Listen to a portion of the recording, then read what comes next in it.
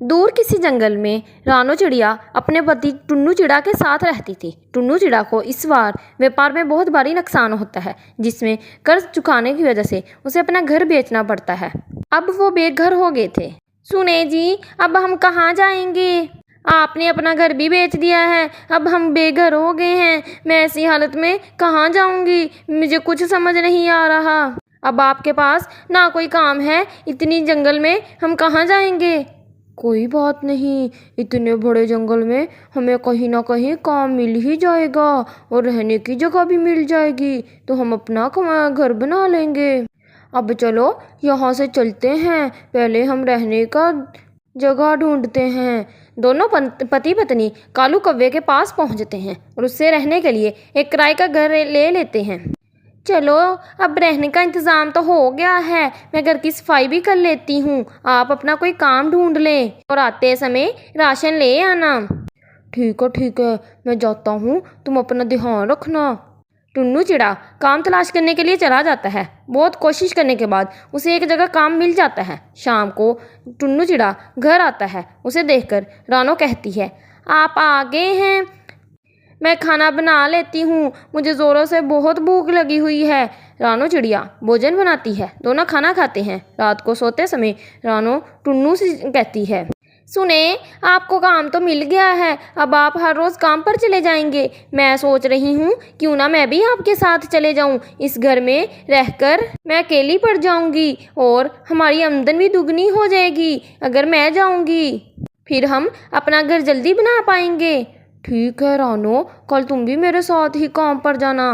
अब दोनों मिलकर खूब पैसे कमाते हैं। दोनों सुबह को जाते हैं, शाम को घर वापस आ जाते हैं। ऐसे ही 2 महीने गुजर गए थे। सब कुछ अच्छा चल रहा था। सुने जी, अब मेरा अंडे देने का समय आ गया है, अब मैं आपके साथ काम पर नहीं जा सकूंगी, मुझे अब आराम की ज़रूरत है। रानो की ये बात सुनकर टुन्नू चिड़ा खुश हो जाता है और अकेले ही काम पर चला जाता है। इसी तरह कुछ दिन गुजर जाते हैं। एक दिन कालू कौवा टुन्नू चिड़ा के घर आता है। जल्दी से दरवाज़ा खोलो, घर से बाहर निकलो। फिर रानो चिड़िया कालू कौवे की आवाज़ सुनकर बाहर निकलती है। जी कालू भाई, आप क्या बात है, यहाँ क्यों आए हैं? मुझे ये कहना था, इस महीने से तुम लोगों के घर का किराया दुगना होगा। अगर रहना है तो ठीक, नहीं तो निकलो यहाँ से। इतना कहकर कालू कौवा वहाँ से चला जाता है। शाम को रानो ये बात टुन्नू चिड़ा को बताती है। अब क्या होगा जी, वैसे भी आजकल मैं काम पर नहीं जा रही हूँ, कमाई भी बहुत कम हो गई है, दुगना किराया हम कैसे देंगे? बरसात का मौसम भी शुरू होने वाला है, हम कहाँ ठोकरे खाएंगे? मेरा तो दिमाग बंद कर हो गया है, इस बार हम फिर बेघर हो गए हैं। चिंता मत करो, मैं अच्छा ख्याल रखूँगा, तुम्हारी सेहत का अच्छा ख्याल रखूँगा। रात हो गई है, कल सोचेंगे क्या करना है। फिर दोनों पति पत्नी सो जाते हैं।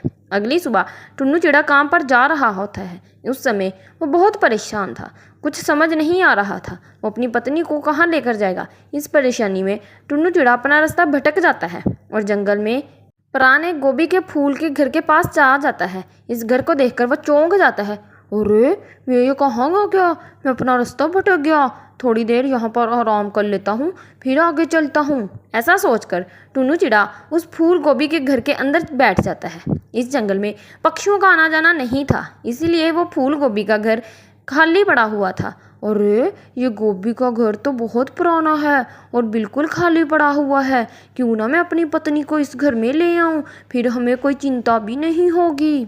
फिर टुन्नू चिड़ा खुशी खुशी वहाँ से चला जाता है। शाम को वो घर लौटता है। फिर रानो चिड़िया को फूल गोभी के घर के बारे में बताता है। अगले दिन रानो चिड़िया अपना सामान लेकर उस फूल गोभी के घर में आ जाते हैं। अरे वाह टुन्नू जी, ये घर तो बहुत सुंदर है, हम इसमें आराम से रह सकेंगे। आपको पता है बारिश का मौसम भी है, कभी भी बरसात हो सकती है, अब हमें इस घर में किसी किस्म का डर नहीं होगा। फिर रानो चिड़िया और टुन्नू चिड़ा इस फूल गोभी के घर में जाते हैं। तभी बहुत तेज़ बारिश होने लगती है। फिर दोनों पति पत्नी इस फूल गोभी के घर के अंदर बैठकर मज़े लेते हैं और इस फूल गोभी के घर के अंदर बैठकर खुशियों भरा जीवन गुजारते हैं। दूर किसी जंगल में एक रानो चिड़िया सेब के घर के रहती थी। वो जादुई सेब का घर था। रानो चिड़िया बहुत ही मेहनती थी। वो एक गरीब चिड़िया थी। उसकी इसी मेहनत की वजह से एक साथों ने उसे जादुई घर दिया था और वो जादुई सेब के घर के सेब बेचकर अपना गुजारा करती थी। सभी वो सेब बहुत पसंद करते थे। सेब ले लो, लाल लाल मीठे सेब ले लो। सच में रानो चिड़िया, तुम्हारे सेब बहुत मज़ेदार हैं और ये बहुत मीठे और सस्ते भी हैं। तुम इनको इतनी सस्ती कीमत पर क्यों बेचती हो, जबकि तुम्हारे सेब खाने के लिए तो तमाम पक्षी मुंह पैसे मांगे देते हैं। तुम जानती तो हो इस जंगल में मेरे सेब जैसे मीठे कहीं और नहीं हैं। लेकिन लाडो बहन, मुझे पैसों का लालच नहीं है। थोड़े पैसों में ही मेरा गुजारा चल जाता है। मैं चाहती हूँ ज़्यादा से ज़्यादा पक्षी मेरे सेबों के साथ खाएं। वैसे ही मैं अकेली हूँ, मुझे ज़्यादा पैसों की ज़रूरत नहीं है, इसीलिए मैं कम दाम पर ही बेचती हूँ। रानो चिड़िया की बात सुनकर लाडो बहुत खुश होती है और कहती है, अरे वाह लाडो बहन, रानो तुम तो सच में बहुत मीठी हो। जैसे तुम्हारे सेब मीठे हैं, वैसे ही तुम्हारी बातें मीठी हैं। तुम कितनी अच्छी हो। तुम तो जानती हो तुम बचपन में ही अनाथ हो गई थी, अब इतनी कम उम्र में कितनी समझदार हो गई हो। तुमने हार नहीं मानी, इतनी मेहनत और लगन के साथ अपने सेबों को बेचकर अपना गुजारा कर रही हो। ये कहकर लाडो चिड़िया वहाँ से चले जाती है।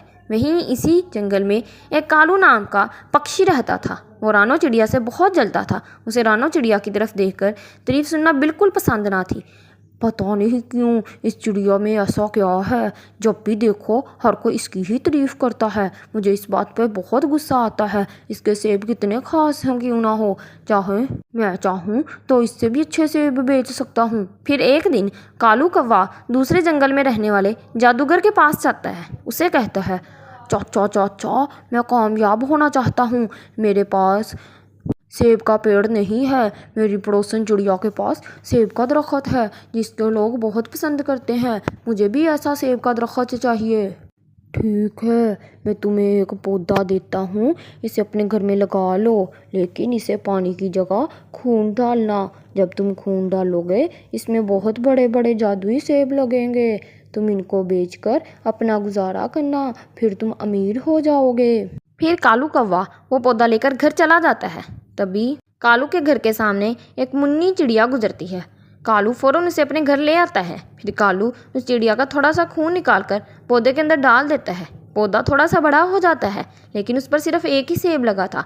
मुझे और पक्षियों की ज़रूरत है, मुझे कैसे भी करके दूसरे पक्षियों को लाना होगा। अगले दिन कालू कौवा जंगल के बाजार में पहुंच जाता है। तभी वो देखता है मिट्ठू तोता और रानो चिड़िया से सेब खरीद रहे हैं। वो पक्षियों को पकड़कर अपने घर ले जाता है। सुनो मिट्ठू, मैं जो तुम्हें अपने घर में सेब का पेड़ उगाया है, मुझे तुम्हें उसको दिखाना है। तुम एक बार खा कर तो देखो, वादा करता हूँ तुम रानो चिड़िया के सेबों का स्वाद भूल जाओगे। सच में मेरे पेड़ के सेब बहुत मीठे हैं। इसी तरह वो दोनों पक्षी उसके लालच में आकर उसके पीछे चले जाते हैं। वो घर जाकर उसे दरवाज़ा बंद कर देता है।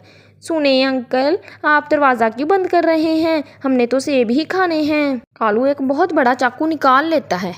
अरे नहीं, मुझे लगता है ये हमारी जान लेने वाला है, मुझे कुछ करना होगा।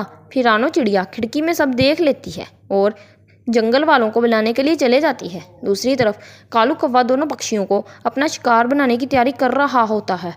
मैं तुम दोनों को मारकर तुम्हारे शरीर से सारा खून निकालकर अपने जादुई सेब के पेड़ के ऊपर डालूंगा। फिर इसमें से ढेर सारे सेब निकलना शुरू हो जाएंगे और इन्हें बेचकर मैं अमीर हो जाऊंगा। मुझे लगता है ये पागल हो गया है। अब हम क्या करेंगे? ये हमें नहीं छोड़ेगा।